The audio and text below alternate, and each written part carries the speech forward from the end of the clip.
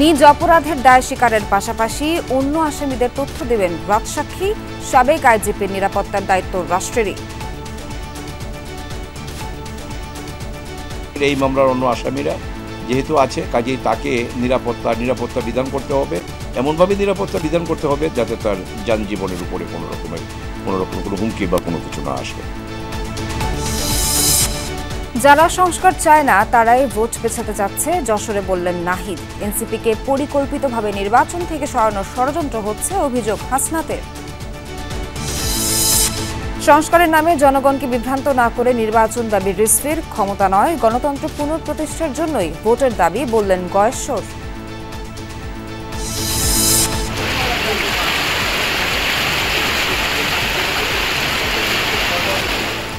ফেনী সদর ও ছাগলনাইয়ায় নতুন নতুন এলাকা প্লাবিত। পরশুরাম ফুলগাজীতে পানি নামলেও কমেনি দুর্ভোগ। নোয়াখালীতে হাজার হাজার পরিবার পানিবন্দী। জিরো লাইনে স্থলবায়ন কঠিন হয়ে উঠেছে বাংলাদেশ মিয়ানমার সীমান্ত ব্যবস্থাপনা। আন্তর্জাতিক আইন মানছে না আরাকান আর্মি, আলোচনায় বসতে পারছে না বিজিবি। ব্যবসা ও রাজনৈতিক দ্বন্দ্বে প্রকাশ্যে পিটিয়ে হত্যা করা হয় মিটফোর্ডের ব্যবসায়ী সোহাগকে। ১৯ জনের নাম উল্লেখ করে মামলা। মুন্সিগঞ্জ এক্সপ্রেসওয়েতে ভয়ঙ্কর সড়ক দুর্ঘটনা। ৫টি যানবাহন ধাক্কা দিয়ে ডিভাইডার ভেঙে পাশের লেনে যাত্রীবাহী বাস। অন্তত ১২ জন আহত।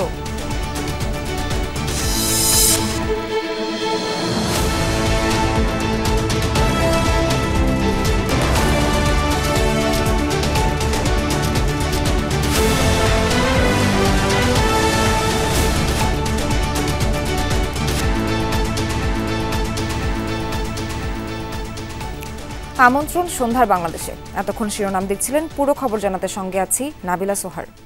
ক্ষমা পাওয়ার শর্তে রাজসাক্ষী হতে পারেন অপরাধের সাথে জড়িত কেউ, তবে এক্ষেত্রে অপরাধের দায় স্বীকার করে পরিপূর্ণ সত্য প্রকাশ করতে হবে তাকে। শর্তভঙ্গ করলে অন্য আসামিদের সাথে তাকেও বিচারের আওতায় নেওয়া হবে। অপরদিকে রাজসাক্ষী নিরাপত্তা ঝুঁকি থাকলে আইন অনুযায়ী সে বিষয়ে পদক্ষেপ নেবে রাষ্ট্র। আদালতের নির্দেশনা অনুযায়ী ব্যবস্থা নেবে কারা কর্তৃপক্ষ। বিস্তারিত জানাচ্ছেন মানুল মারুফ। আন্তর্জাতিক অপরাধ ট্রাইব্যুনালে শেখ হাসিনা, আসাদুজ্জামান খান কামাল সহ ৩ জনের বিরুদ্ধে দায়ের হওয়া মানবতাবিরোধী অপরাধ মামলায় বৃহস্পতিবার হঠাৎ এক নাটকীয় মোড়। অভিযোগ গঠনের আদেশের দিন নিজের সব অপরাধ কবুল করে রাজসাক্ষী হওয়ার ঘোষণা দেন মামলার অপর আসামি সাবেক আইজিপি চৌধুরী আবদুল্লাল মামুন। প্রসিকিউশন বলছে, ট্রাইব্যুনালে জুলাই গণহত্যার বিস্তারিত তুলে ধরে শেখ হাসিনা সহ কুশলবদের মুখোশ উন্মোচনের কথা জানিয়েছেন আইজিপি। ট্রাইব্যুনালের ইতিহাসে এবারই প্রথম কেউ রাজসাক্ষী হলেন। কিন্তু গণহত্যার অন্যতম মূল আসামি রাজসাক্ষী হওয়ার বিনিময়ে কি সুবিধা পাবেন, আর কারাই বা হতে পারবে রাজসাক্ষী, এই নিয়ে চলছে আলোচনা। সুপ্রিম কোর্টের সিনিয়র আইনজীবী এস এম শাহজাহান বলছেন, রাজসাক্ষী এমন কেউ হতে পারেন যিনি নিজেও অপরাধের অংশীদার। প্রশ্ন হলো, তাহলে রাজসাক্ষী হওয়ার বিনিময়ে কি পাবেন তিনি? রাজসাক্ষী হচ্ছে এই জন্য যে আমি সত্য কথা বলবো, আমি সাক্ষী দেব, আমাকে ছেড়ে দেবেন।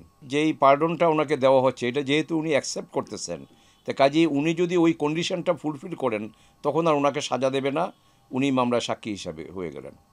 আবার যদি কন্ডিশন ফুলফিল না করে, তাইলে ওই 337, 338, 339 সিআরপিসি অনুযায়ী তার আবার বিচার হবে। সেক্ষেত্রে পিপি সাহেব যদি বলেন যে না, ওনার সাথে যে কন্ডিশন ছিল ওই কন্ডিশন উনি ফুলফিল করেন নাই, তাইলে ওনার আবার আলাদা আবার বিচার হবে। কেউ রাজসাক্ষী হলে বাড়তে পারে তার জীবনের নিরাপত্তা ঝুঁকি। সেক্ষেত্রে রাষ্ট্রের তরফে সুরক্ষার বিধান কি?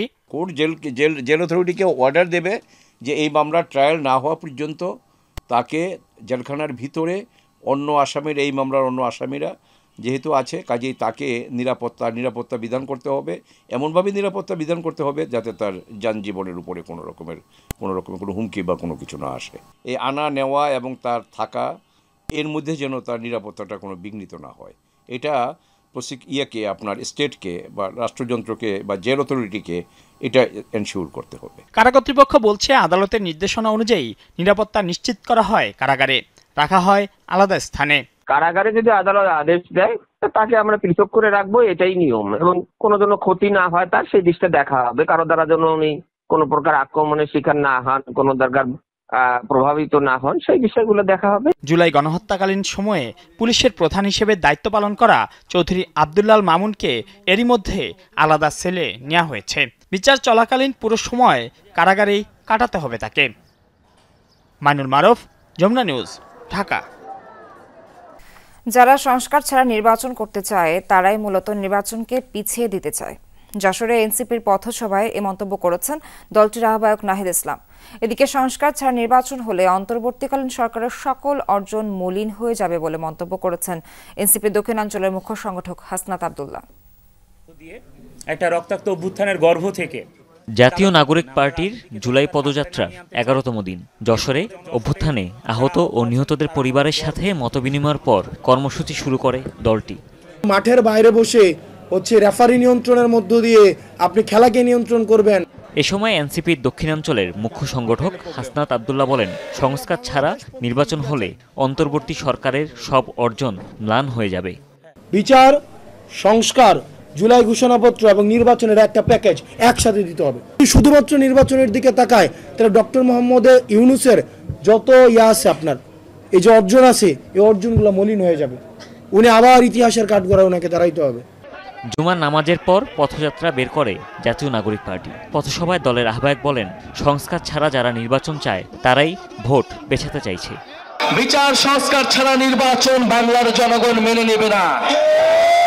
যারা বিচার সংস্কার ছাড়া নির্বাচনের পরিকল্পনা করে তারাই নির্বাচনকে দেওয়ার ষড়যন্ত্র। বৈষম্যের বিরুদ্ধে একটি ইনসাফ ভিত্তিক রাজনীতি গড়ে তুলতে চায়। বিভিন্ন পথসভায় কথা বলেন দলটির শীর্ষ নেতারাও। বাংলাদেশ রাষ্ট্রটাকে গড়ার জন্য আমরা যখন রাজপথে ছড়িয়ে পড়েছি তখন তাদের মধ্যে ভয় ঢুকে গেছে। আমরা শাপলা মার্কার কথা বলেছি, তারা ভুলভাবে সেটাকে জাতীয় প্রতীক বলে শাপলা যাতে আমরা না পাই সেই ক্যাম্পেইন শুরু করেছে। 1971 সালে এই যশোরে এসে অ্যালেন গিন্সবার্গ লিখে গিয়েছিলেন সেপ্টেম্বর অন যশোর রোড, কিন্তু জুলাই অন যশোর রোড লেখা বাকি আছে। যশোরের পর পদযাত্রার জন্য খুলনায় পৌঁছায় জাতীয় নাগরিক পার্টির গাড়িবহর। হুমায়ুন রশিদ, যমুনা নিউজ।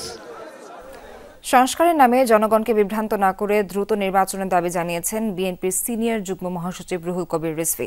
জাতীয় শহীদ মিনারে জুলাই গণঅভ্যুত্থানের মাসব্যাপী কর্মসূচি জাসাস সাংস্কৃতিক অনুষ্ঠানে বিএনপির স্থায়ী কমিটির সদস্য গয়েশ্বর চন্দ্র রায় যোগ দিয়ে বলেন, বিএনপি ক্ষমতায় যেতে নয়, গণতন্ত্র পুনরুদ্ধার করতে নির্বাচন চায়।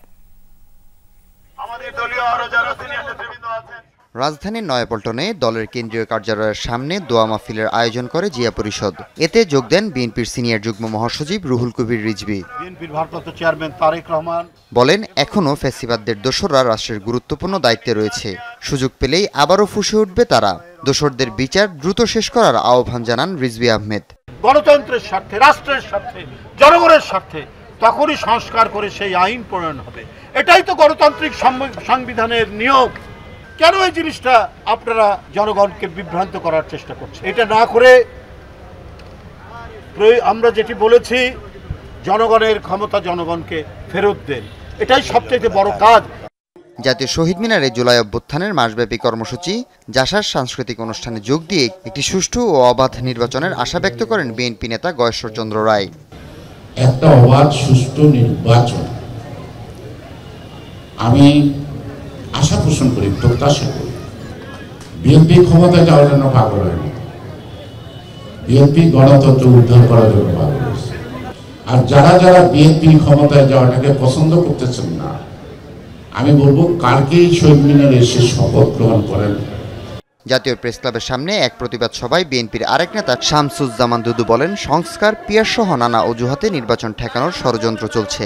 সংস্কারের নামে, বিচারের নামে আরো কি সরকার বিষয় সামনে এনে নির্বাচনটাকে এভাবে ঠেকানো যায়। বিএনপির নেতা জয়নাল আবেদিন ফারুক সহ জনপ্রতিনিধিদের উপর হামলায় জড়িত পুলিশ কর্মকর্তা হারুন ও বিপ্লবের বিচারের দাবিতে এই প্রতিবাদ সভার আয়োজন করা হয়। হাসিবুল করিম বিজয়, যমুনা নিউজ, ঢাকা। ফেনীতে বন্যার পানি নামছে ধীরে, কিন্তু এখনও ঘরে ফিরতে পারেনি আশ্রয়কেন্দ্রে থাকা বেশিরভাগ মানুষ। যারাও ফিরেছেন তাদের ঘরবাড়ি বসবাসের অনুপযোগী।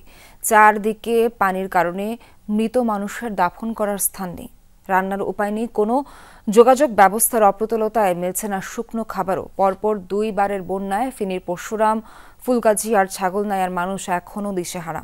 আলামিন তালুকদারের ক্যামেরায় সাইফুদ্দিন রবিনের রিপোর্ট। পরশুরামের দক্ষিণ অনন্তপুরের প্রতিটি বাড়ি যেন দুর্গম বিচ্ছিন্ন দ্বীপ। বাসিন্দারা গেল 5 দিন ধরেই ছিলেন আশ্রয় কেন্দ্রে। শুক্রবার পানি কিছুটা নামতে থাকায় কেউ কেউ ফিরেছেন ঘরে। ফিরেই ক্ষয়ক্ষতি দেখে আর স্থির থাকতে পারেননি এবাড়ির গৃহকর্তা মোহাম্মদ মোস্তফা। 50 মোস্তফার ঘরে থাকা গোটা বছরের ধান নষ্ট হয়েছে জলে। ঋণের টাকায় যে জমিতে চাষ করেছিলেন তাও শেষ। পরপর 2 বছর এমন বন্যায় নিঃস্ব হয়ে হৃদরোগে আক্রান্ত হন তিনি। স্বজনরা হারায় পরিবারের একমাত্র উপার্জনক্ষম ব্যক্তিকে। কিস্তি টাকা উঠেছে, মনে করেন এগুলা দিয়ে চাষবাস করছে, এগুলা নষ্ট ধ্বংস হয়েছে। মানসিক টেনশনে মনে করেন এটা নিয়ে টেনশন করে ক্ষতি হয়েছে। মাস 3 আগে একবার টেস্ট করছে, এখন আবার বন্যা দেখে ক্ষয়ক্ষতি অনেক হয়েছে, এটা সহ্য করতে পারে না। কিন্তু চারদিকে জল থই থই পানি, মরদেহ দাফনের উপায়ও নেই যেন। ওনাদের যে পারিবারিক যে কবরস্থান ওইটা কিন্তু পানি উঠছে, তারপর আবার পাশে একটা শুকনো আছে, আধা শুকনা, ওনার অনুমতি নিয়ে, ওনার আবার আত্মীয় অনুমতি নিয়ে আমরা এখানে জানাজা দেবো, কবর করবো এখানে। বৃহস্পতিবার রাত থেকে বৃষ্টি হয়নি, কিন্তু এখনো মুহুরী, কহুয়া ও সিলোনিয়া নদীর বাঁধ ভেঙে আসা পানি ভাসিয়ে রেখেছে ফসলি ক্ষেত, ঘরবাড়ি। যেসব বাড়ি থেকে পানি নেমেছে সেখানেও থকথকে কাদা।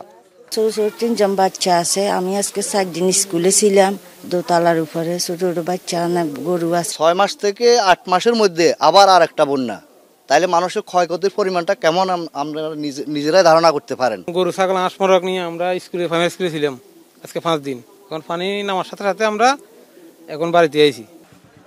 ফেনীর পরশুরাম, ফুলগাজী থেকে পানি নামতে শুরু করেছে, ফলে ছাগলনাইয়া, সোনাগাজী ও ফেনী সদরের তুলনামূলক নিম্নাঞ্চল কয়েকটি গ্রাম নতুন করে প্লাবিত। ব্যাহত সদরের সাথে সড়ক যোগাযোগ। কয়েকটি স্থানে মূল সড়কের উপর দিয়ে প্রবাহিত হচ্ছে পানি। কেউ যে কিছু সরাবে, ঘর থেকে সরাবে, গরু সরাবে, ওইটাই মতো পাওয়া যায়নি। চুলাতে আগুন নাই, তাহলে এখন মনে করেন উভয় সাথে আগুন লাগবে, খালি মুড়ি খাইছি। ধান টানলে চাল টাইলে বেশি কষ্টে আছি, ধান রাখতে পারি নাই তো। কোন রাজ্যে যদি ছাদের ঘর থাকতো তাহলে ছাদের উপরে উঠে রাখতাম। এই অবস্থা থেকে মুক্তি পেতে স্থায়ী বাঁধ নির্মাণের দীর্ঘদিনের দাবি আবারও তুলছেন দুর্গতরা। যে পথ পাড়ি দিচ্ছে ইঞ্জিন চালিত নৌকায়, এটি কোনো নদী পথ নয়, বরং ফসলি ক্ষেত ছিল। কিন্তু কৃষকের সেই ফসলি জমি ভেসে গেছে বানের জলে, যেই বন্যার পানি এসেছে উজানের ঢল থেকে। গেল বছরের বন্যায় কৃষি, মৎস্য, প্রাণী সম্পদ সংক্রান্ত ক্ষয়ক্ষতি হয়েছিল প্রায় 900 কোটি।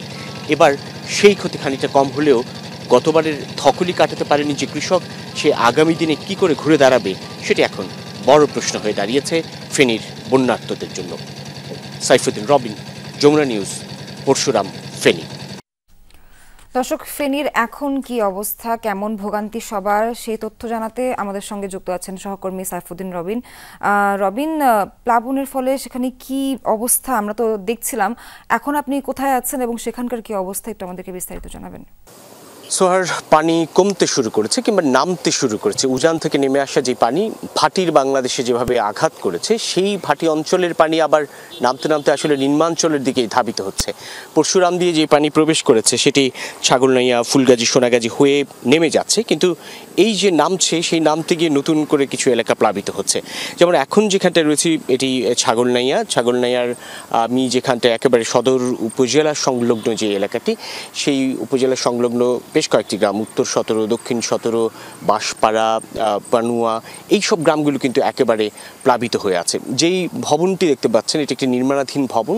এই ভবনে গবাদি পশুর আশ্রয়ের যোগান হয়েছে, কিংবা এখানে আসলে গত কয়েকদিন ধরে বা নতুন করে এই যে পানি নেমে আসা পানিগুলোর প্রভাবে এই গ্রামবাসী প্লাবিত হওয়ার পর তারা তাদের গবাদি পশুগুলো এখানে আশ্রয় দিয়েছে। আর নিজেরা উঁচু যে আশ্রয় কেন্দ্রগুলো রয়েছে সেই আশ্রয় কেন্দ্রে কিংবা আশপাশের যে উঁচু ভবন প্রতিবেশীর, সেখানে আশ্রয় নেওয়ার চেষ্টা করেছেন। আর অন্যদিকে যদি বলতে চাই, পরশুরামের খানিকটা পরিস্থিতির উন্নতি ঘটেছে, কিন্তু এখন পর্যন্ত পরশুরাম এবং ফেনীর যে সংযোগ সড়ক ফুলগাজী হয়ে সেই সড়কে কিন্তু যান চলাচল এখনও করা সম্ভব হচ্ছে না। আমরা যেমন দিনের শুরুতে পরশুরাম গন্তব্য ছিল ফেনী সদর থেকে আমরা ছাগলনাইয়া হয়ে গিয়েছিলাম, পরবর্তীতে আমরা পরশুরাম ফেনী ফুলগাজী হয়ে যাওয়ার চেষ্টা করেছি, কিন্তু ব্যর্থ হয়েছি, কেননা আমাদের গাড়িটি সেই পথে চলাচলের মতো অবস্থায় নেই, কেননা পানি সড়কের উপর দিয়েই প্রবাহিত হচ্ছে। অন্যদিকে ছাগলনাইয়ারও বেশ কিছু পয়েন্টে বলা চলে এলাকায় এখনও সড়কের উপর দিয়ে পানি প্রবাহিত হচ্ছে, কিন্তু তারপরেও যান চলাচলটা স্বাভাবিকই বলা চলে। অন্যদিকে পরশুরামের মানুষজন এখনও বিচ্ছিন্ন, পানি নামছে, কিন্তু এখনও সেই পরিমাণ পানি নামেনি যেই পরিমাণ পানি বা যে পরিমাণ অবস্থা সৃষ্টি হলে নিজের ঘরে বসবাস করতে পারবেন। যেসব বাড়ি থেকে পানি নেমেছে সেটিও এখনও বসবাসের অনুপযোগী। তারপরেও প্রত্যাশা যে কয়েকদিনের মধ্যে এই সংকটময় পরিস্থিতি স্বাভাবিক হয়ে উঠবে। সোহার। রবিন, আপনাকে অনেক ধন্যবাদ।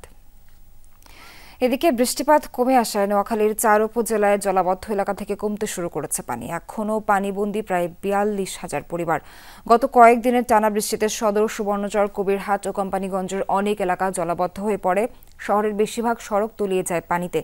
বাসাবাড়িতেও পানি ঢোকায় চরম ভোগান্তিতে পড়েন বাসিন্দারা। টানা বর্ষণ ও জলাবদ্ধতায় প্রায় 8,000 হেক্টর জমির আউশ, আমন ধানের বীজতলা ও সবজি ক্ষেত ক্ষতিগ্রস্ত হয়েছে বলে জানিয়েছে কৃষি বিভাগ। ব্যবসায়িক দ্বন্দ্ব আর রাজনৈতিক বিরোধে মব সৃষ্টি করে প্রকাশ্যেই পিটিয়ে হত্যা করা হয়েছে মিডফোর্ড এলাকার ব্যবসায়ী সোহাগকে। শুধু তাই না, হত্যার পর মরদেহের উপর ওঠে পৈশাচিকতায় মেতে ওঠে হত্যাকারী দুর্বৃত্তরা। শত শত মানুষ থাকলেও বয়ে কেউ এগিয়ে আসেনি। এসব বিষয়ে কথা বলতে রাজি হয়নি পুলিশও।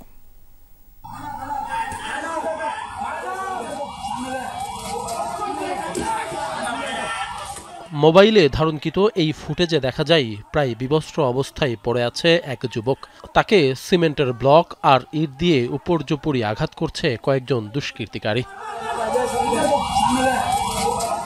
এই ঘটনার আরেকটি সিসি ক্যামেরার ফুটেজে দেখা যায় বুধবার সন্ধ্যা 6টার দিকে মিডফোর্ড হাসপাতালের 3 নম্বর ফটকের সামনে কিছু মানুষের জটলা। কয়েক মিনিট পর ওই যুবকের রক্তাক্ত মরদেহ টেনে মূল সড়কে নিয়ে আসে দুজন। নিথর দেহের উপর উঠে তাদেরকে পৈশাচিকভাবে উল্লাস করতে দেখা যায়।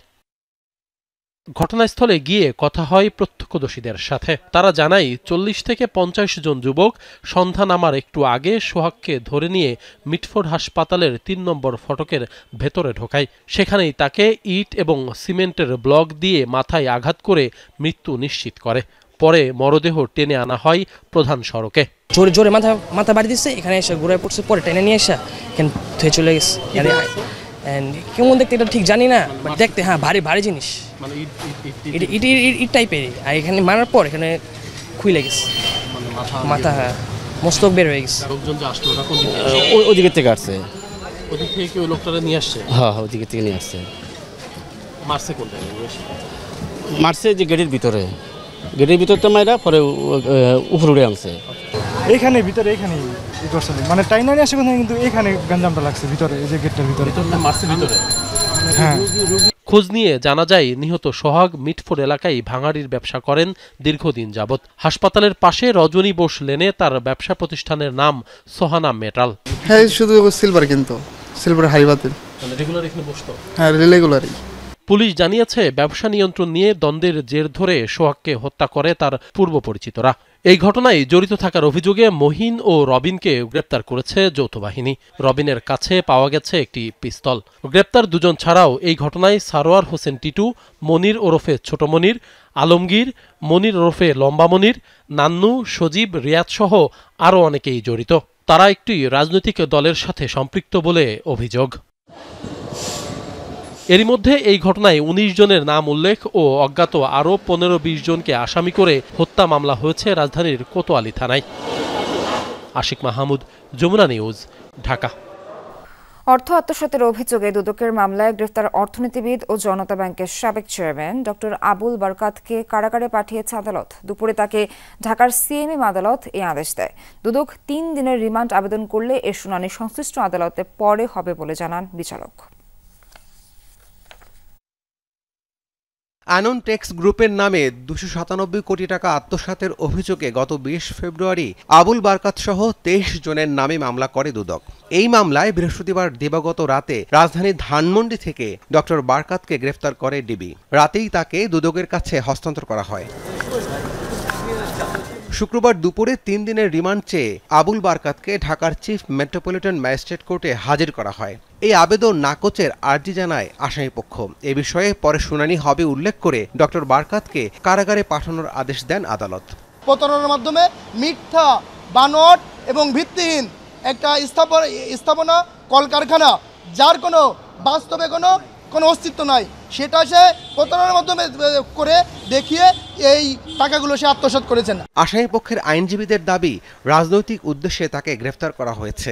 এটা কিন্তু একটা সেটেলড ইস্যু। 2022 সালে ইতিমধ্যে উনি দুদক থেকে তদন্ত করে ওনাকে অব্যাহতি দেওয়া হয়েছে। এই সব কিছু সেম। আপনি তো নতুন করে কোনো মামলা যদি আমার এই ইস্যুতে আনতে চান, তাহলে আপনাকে কোনো একটা ডিফারেন্সিয়েট দেখাতে হবে। দুদক বলছে বাংলাদেশ ব্যাংকের সাবেক গভর্নর আতিউর রহমান ও আবুল বারকাত পরস্পর যোগসাজশে জাল জালিয়াতির মাধ্যমে অ্যাননটেক্স গ্রুপের 22টি প্রতিষ্ঠানকে 297 কোটি টাকা ঋণ দিয়েছিলেন। রাব্বি সিদ্দিকী, যমুনা নিউজ, ঢাকা। দিন দিন কঠিন হয়ে উঠছে বাংলাদেশ মিয়ানমার সীমান্ত ব্যবস্থাপনা। বিশেষ করে রাখাইনে আরাকান আর্মির উত্থানের পর জিরো লাইনে স্থলমাইন পেতে রাখার মতো ঘটনায় বাড়ছে উদ্বেগ। সাথে সীমান্তের ওপারের সংঘাত সংঘর্ষের প্রভাব তো আছে। মিয়ানমারের আরাকান আর্মি রাষ্ট্রীয় স্বীকৃত না হওয়ায় তাদের সাথে আনুষ্ঠানিক আলোচনাও করতে পারছে না বর্ডার গার্ড বাংলাদেশ বিজিবিও। সীমান্ত ঘুরে এসে মাহফুজ মিশুর রিপোর্ট। সাথে ছিলেন সহকর্মী এহসান আল কুতুবী, ছবি তুলেছেন মাহফুজ মিঠু। বান্দরবানের নাইখাংছড়ির তুমরু সীমান্ত 26 জুনের ঘটনা। জিরো লাইনের আশেপাশেই গরু চড়াচ্ছিলেন ইউনুস। হঠাৎ স্থল মাইন বিস্ফোরণ, সাথে সাথে উড়ে যায় তার একটি পা। এর দুদিন আগে 24 জুনও স্থল মাইন বিস্ফোরণে পা হারান আরেকজন। স্থানীয়দের দাবি, গত 6 মাসে 50টির মতো মাইন বিস্ফোরণের ঘটনা ঘটেছে বাংলাদেশ মিয়ানমার সীমান্তে। আন্তর্জাতিক বিধি অনুযায়ী মাইন স্থাপন করলে অপরপক্ষকে আনুষ্ঠানিকভাবে জানানো বাধ্যতামূলক। নন স্টেট আরাকান আর্মি অবশ্য এর ধারই ধারে না। এসব ঘটনায় চরম আতঙ্কে স্থানীয় বাসিন্দারা। কারাতার পাশে মাইন বসায় রাখছে, শিয়াল, কুকুর, এমনি মানুষগুলো পরে যায়। মাইনতে ফুটে সব সময় ফুটে, লোক গেছে গেলে মান্তর ফুটে গেছে। প্রতিবেশী মিয়ানমারের সাথে বাংলাদেশের স্থলসীমা 271 কিলোমিটার। দেশের দক্ষিণ পূর্ব অঞ্চলের বান্দরবান ও কক্সবাজার জেলার সাথে লাগোয়া মিয়ানমারের রাখাইন রাজ্য। দীর্ঘ সংঘাতের পর বছরখানেক ধরে রাখাইনের প্রায় পুরোটা নিয়ন্ত্রণ নিয়েছে বিদ্রোহী আরাকান আর্মি। ফলে বাংলাদেশ সীমান্তে নেই দেশটির রাষ্ট্রীয় সীমান্তরক্ষী বর্ডার গার্ড পুলিশ। আমার ঠিক পেছনেই বাংলাদেশ মিয়ানমার ফ্রেন্ডশিপ ব্রিজ। এরপরে যে লাল দরজাটি দেখা যাচ্ছে সেটি এখন আরাকান আর্মির চেকপোস্ট। আগে যেটি ছিল দেশটির যে রাষ্ট্রীয় সীমান্তরক্ষী বাহিনী বর্ডার গার্ড পুলিশের বিওপি। সীমান্তের ওপাশে রাখাইনে এখনো চলে সংঘাত, আক্রমণ, পাল্টা আক্রমণ। দেশটির অভ্যন্তরে এসব যুদ্ধে ভুগতে হচ্ছে এপারের বাংলাদেশের মানুষকেও। অনেক সময় গুলিও এসে পড়ে বাংলাদেশিদের বাড়িঘরে। আমার নিজের বাড়িতেও বুলেট এসে পড়ছে, বাড়ির টিন ছিদ্র হয়ে গেছে। তখন রাত 12টা বা 12:30টার দিকে বুম ফুটে, এখানে মানে গুলির আওয়াজ শোনা যায়। ভয় লাগে, আতঙ্কে থাকি সব সময়, কখন কি হয়ে যায় কোনো নিরাপত্তা নাই আর কি। আছে গুলি মারলে তো বেশি ডর লাগবে, ডরের হতাহতিকে পড়িব। বাংলাদেশ সীমান্ত থেকে দৃশ্যমান আরাকান আর্মির বেশ কয়েকটি ক্যাম্প। তাদের ব্যাপারে সতর্ক বর্ডার গার্ড বাংলাদেশ বিজিবি। তবে আরাকান আর্মির সদস্যরা ভীষণ রকম বেপরোয়া আর উগ্র হওয়ায় তারা কোনো গুলি ছুড়লেও দ্বিপাক্ষিক চ্যানেলে তা নিয়ে কিছু করার সুযোগ নেই বাংলাদেশের। বাংলাদেশ মায়ানমার সীমান্ত ব্যবস্থাপনা যথেষ্ট জটিল আমি মনে করি। বর্তমানে যেহেতু একটা নন স্টেট অ্যাক্টর কাজ করছে, এখানে অবশ্যই একটা সমন্বিত এফোর্ট দরকার। সেটা সরকারের সর্বোচ্চ মহল থেকে শুরু করে যারা গ্রাউন্ড লেভেলে কাজ করছে, বিজিবি, স্থানীয় প্রশাসন, পুলিশ, সবার একটা সমন্বিত প্রচেষ্টা দরকার। রোহিঙ্গা সংকট আর ভূরাজনীতির জটিল সমীকরণে বাংলাদেশ মিয়ানমার সীমান্তের গুরুত্ব অনেক। তাই কৌশলগত এই অঞ্চল নিয়ে সরকারের সমন্বিত উদ্যোগ নেয়ার তাগিদ দিচ্ছেন অনেকেই। প্রতিবেশী মায়ানমারের রাখাইন রাজ্যে বিশেষ করে আরাকান আর্মির উত্থানের পর সীমান্ত ব্যবস্থাপনা অনেকখানি কঠিন হয়ে পড়েছে। ফলে ওপাশে যে ধরনের অস্থিরতা, বোমাবর্ষণ, গুলিবর্ষণ কিংবা মাইন বিস্ফোরণ তার প্রত্যক্ষ প্রভাব পড়ছে বাংলাদেশের এই অংশের মানুষের উপর। আর তাই এই সীমান্ত ব্যবস্থাপনায় কি করা যায় মিয়ানমারের সাথে, সেটি সম্ভবত নতুন করে ভাবতে হবে বাংলাদেশকে। মাহফুজ মিশু, যমুনা নিউজ, নাইখংছড়ি, বান্দরবন। দুঃশাসন ও গণহত্যায় জড়িত আমলাদের বিচার সহ 4 দফা দাবিতে সংবাদ সম্মেলন করেছে জুলাই মঞ্চ। বিকেলে শাহবাগের নেতারা বলেন, 24 বিপ্লবকে বিতর্কিত করতে উদ্দেশ্য প্রণোদিত ষড়যন্ত্র করছে একটি গোষ্ঠী। বিপ্লবকে পুঁজি করে ফ্যাসিবাদ কায়েমের অপচেষ্টা চালাচ্ছে। এসবের দায় অন্তর্বর্তী সরকারকে নিতে হবে, এমন মন্তব্য করেন নেতারা। যারা ক্ষমতাসীনদের নির্দেশে গুলি চালিয়েছে, ভুয়া মামলা দিয়ে নির্যাতন চালিয়েছে, ভোট ডাকাতিতে সহায়তা করেছে, তাদের নাম প্রকাশ্যে আনার দাবি জানায় জুলাই মঞ্চ। অপরাধে জড়িত আমলা, পুলিশ, গোয়েন্দাদের বিচারের মুখোমুখি করার দাবিও জানান জুলাই মঞ্চের নেতারা। আর 20 জুলাইয়ের মধ্যে জুলাই সনদ না হলে নতুন করে বিপ্লবের ডাক দেওয়ার হুঁশিয়ারিও দেয়া হয়। টানা বৃষ্টির প্রভাব রাজধানীর কাঁচা বাজারে। কমেছে পণ্য সরবরাহ, তাই বেশ কিছু সবজির দাম অস্বাভাবিক। শুধু 1 কেজি কাঁচা মরিচের জন্য গুনতে হবে 300 টাকা বা বেশি। আকারভেদে বেগুনের কেজি 100 থেকে 150 টাকার আশপাশে। স্বস্তি নেই মাছের বাজারেও। এদিকে হঠাৎ অস্থির সোনালী ও লেয়ার মুরগির বাজার। 1 মাসের ব্যবধানে দাম বেড়েছে কেজিতে প্রায় 50 টাকা। দেশজুড়ে টানা বৃষ্টি আর বৈরী আবহাওয়ার প্রভাব পড়েছে রাজধানীর কাঁচা বাজারগুলোতে। কমেছে সবজির যোগান, তাই বেশ কিছু সবজির দাম অনেক চড়া। 1 কেজি কাঁচামরিচ কিনতে পকেট থেকে বেরিয়ে যাবে 300 থেকে 320 টাকা। তাল বেগুনের জন্য দিতে হবে 150 টাকা। একই দামে কিনতে হবে টমেটো, 100 টাকার নিচে মিলছে না লম্বা বেগুন। করলা, ঢেঁড়স সহ অন্যান্য সবজির জন্য গুনতে হবে 60 থেকে 80 টাকা কেজি। সবজির বাজারে হঠাৎ করে দামের এমন উত্তাপে বিপাকে পড়েছেন নির্ময়ের ক্রেতারা। কিনতে তো হইব, কষ্ট হলেও কিনতে হইব, খাইতে তো হইব, না খেয়ে যাবো। সবজিগুলো এখন তুলনামূলক একটু বেশি আর কি। আগে যে দামে নিতাম 2 দিন আগেও এটা অনেক কম ছিল। বিক্রেতারা বলছেন, একদিকে ব্যাহত হচ্ছে মাঠ থেকে ফসল তোলার কাজ, পানিতে তলিয়ে গেছে নিচু জমি। অন্যদিকে পণ্য আমদানিতে পরিবহন খরচ বাড়ছে। মরিচ তো আপনার বৃষ্টির জন্য উড়াইতে পারে না। আসল কথা হলো বৃষ্টির জন্য উড়াইতে পারে না, এই জন্য দাম বাড়তি। কয়েকদিনের ব্যবধানে বেশ চড়েছে মাছের বাজার। 3-4 দিনের তুলনায় সব ধরনের মাছের দাম কেজিতে 50 থেকে 100 টাকা পর্যন্ত বেড়েছে। সাধারণ মানুষের ধরাছোঁয়ার বাইরে ইলিশ। 1 কেজি আকারের ইলিশের জন্য গুনতে হবে 2500 টাকার বেশি। 700 থেকে 800 গ্রাম ওজনের ইলিশের জন্য দিতে হবে 1800 থেকে 2000 টাকা। 600 থেকে 1000 টাকা কেজি নিচে মিলছে না দেশি নদ নদীর মাছ। বাজেট থাকে ধরেন 5000 টাকা, ওইখানে যেই বাজেট নিয়ে আসি দেখা যায় ওই বাজেটে হয় না। চিংড়ি আগে আমরা কিনতাম 600 থেকে 650, এখন 800 থেকে 850 টাকা। আর ইলিশের দাম তো মানে নাগালের বাইরে, 2700 টাকা কিলো। আবহাওয়া যে খারাপ, পানি বাড়তি, পানির কারণে মনে করেন মাছ ধরতে অনেক কষ্ট, মাল কম। আগে যে জায়গায় মনে করেন মালাইতে যেই ঘরে 500 কেজি, এই ঘরে মালাইছে আজকে 100 কেজি। এই 350-400 টাকা বেচছি। আজকে একটু বাড়তি, যে মাছ আরো কম তো, আর বন্ধের বাজার না পারাবাড়ি, বৃষ্টির কারণে যে ধরতে পারে না, জানলার একটু দাম একটু বাড়ছে, আবার 2 দিন পর আবার ঠিক হয়ে যাবে। এখনো নিয়ন্ত্রণে আসেনি চালের বাজার। মাসুদুজ্জামান রবিন, যমুনা নিউজ, ঢাকা। মুন্সিগঞ্জের ঢাকা মাওয়া এক্সপ্রেসওয়েতে 5টি গাড়ির সংঘর্ষে আহত হয়েছেন অন্তত 12 জন। পদ্মা সেতুর উত্তর থানার সামনে যাত্রীবাহী একটি বাস ব্রেক ফেল করার পর একে একে ধাক্কা দেয় বাকি যানবাহনে। ভয়াবহ এই দুর্ঘটনার পর কিছু সময় যান চলাচল বিঘ্নিত হয়। নাটক সিনেমার দৃশ্য নয়, নিয়ন্ত্রণহীন বাস এভাবেই অন্য গাড়িতে ধাক্কা দেওয়ার এই দৃশ্য ঢাকা মাওয়া এক্সপ্রেসওয়ের। মুন্সিগঞ্জে এক্সপ্রেসওয়ে উত্তর থানার সামনে এই দুর্ঘটনা। বেলা 12:30টায় ফরিদপুর থেকে যাত্রী নিয়ে ঢাকার উদ্দেশ্যে রওনা হয় ইমাদ পরিবহনের একটি বাস। পথে নিয়ন্ত্রণ হারায় যানটি। এরপর একে একে 3টি বাস ও 2টি গাড়িকে ধাক্কা দেয় বাসটি। এক পর্যায়ে ডিভাইডার ভেঙে চলে যায় পাশের রুটে। আমরা আবার বাইরে ডান দিকটা মোচতে, ওটা দেখছি বামে দাঁড়ানো, তা আমরা ডান দিকটা মোচতে বাইরে দিয়েছি। ও কিমত কি করলো, ওটার 5 লাখ মেরে পরে আমার 5 লাখ মেরে দিয়েছে। দুর্ঘটনায় আহত অন্তত 12 জন। আহতদের উদ্ধার করে হাসপাতালে নেওয়া হয়েছে। দুর্ঘটনা কবলিত গাড়িগুলো জব্দ করে নেওয়া হয় থানায়। খানবাড়ি চৌরাস্তায় 5টি গাড়ির সংঘর্ষ হয়। এক গাড়ি অপর গাড়িকে পিছন থেকে মেরে দেয়। এতে 3টি বাস এবং 2টি মাইক্রোবাসের সংঘর্ষ হয়। বেশ কয়েকজন আহত হয়েছে। এই ঘটনার পর যান চলাচল কিছু সময়ের জন্য ব্যাহত হয়। রাহিম সারোয়ার, যমুনা নিউজ। আগুনে পুড়ল চট্টগ্রাম কর্ণফুলী ইপিজেডের একটি ফোম কারখানা। দুপুর ইপিজেডের জান্ট ফোম কারখানায় আগুনের সূত্রপাত। দাহ্য পদার্থ হওয়ায় দ্রুতই পুরো কারখানায় আগুন ছড়িয়ে পড়ে, পুড়ে যায় ভেতরে থাকা বিপুল পরিমাণ ফোম ও কেমিক্যাল।